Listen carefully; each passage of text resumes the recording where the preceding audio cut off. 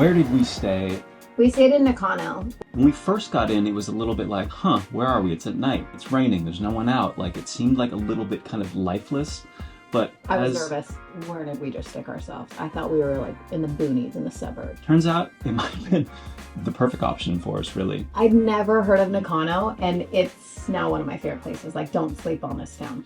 The Nakano area is not touristy at all. Like, it feels very like down to earth compared to most of the places that we visited. I don't think I saw a single tourist while we were there. No, I don't think so. Like, I've never felt less Asian in my entire life. It was a cool feeling, like, not to be around all of the glamour and the flash and the big giant high rises, and it's so close to all of that, yet it's got more of like a hometown feel.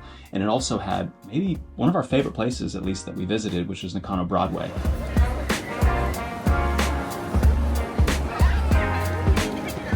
Nakano Sun Mall is connected to Nakano Broadway. So basically, it's a covered mall. You go in and it's restaurants, it's treats, it's clothes, it's games, it's cosmetics, it's jewelry, it's everything. And then it's connected to Nakano Broadway, which we'll get to. But the actual best part is that while you're in this mall, there's these tiny side streets. I thought I was in a movie. You know, when you were little and you'd watch movies about Tokyo and they're like going through these little side streets? That's what it looked like. I'm also just a big fan of Japanese decor and Japanese writing, and it wasn't like old, ancient. It was just like iconic Tokyo movies. Right, yeah. I don't know how to describe it was like dimly lit and it had all these lanterns everywhere, and it just had like a vibe that resonated with us, at least. A lot of young people just out enjoying their friends. Like, every single restaurant was packed. Every single restaurant. Yeah. We just walked up and got dumplings at one of the places. There's a pork bun that was just like, there's all this steam coming out of it that just like drew us in.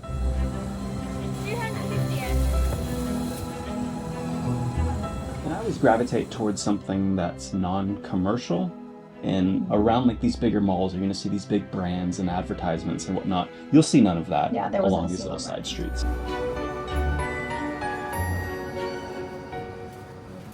And then it was connected to Nakano Broadway. Game begin.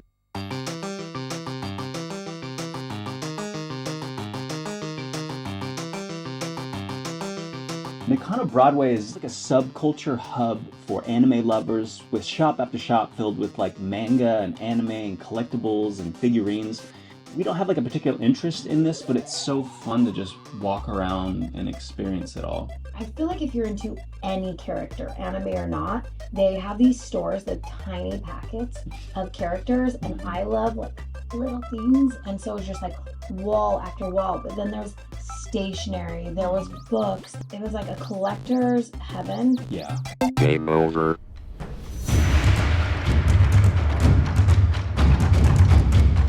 So this was in Nakano, in the Sun Mall. It was a standing sushi bar, which I was hesitant about because I don't know why I'd want to stand while I ate, and it didn't bug me at all.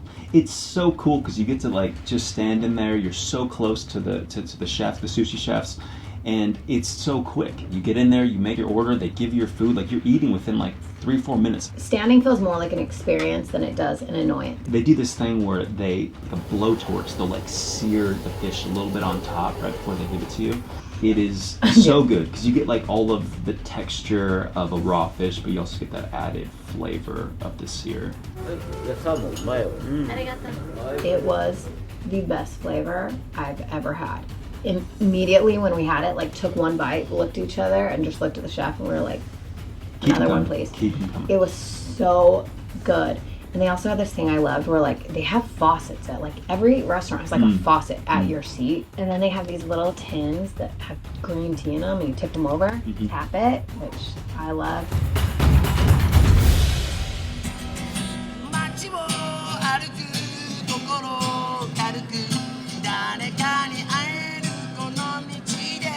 Also attached to Nakano Sun Mall was a really cool guitarist. And we sat there for a little while and like we listened to him, and he was a lot of fun. Like every time someone would give him a little tip, he would throw his guitar up in the air.